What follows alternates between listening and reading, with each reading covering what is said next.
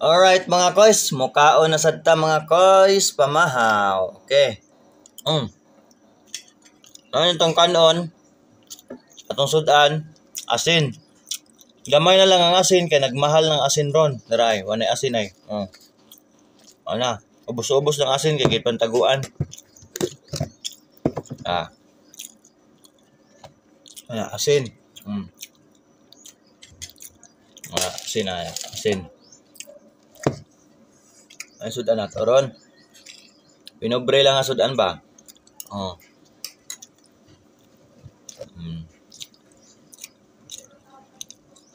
Asin.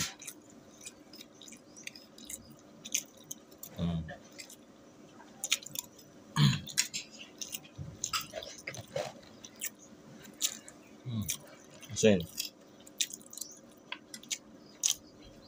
Di ba lami?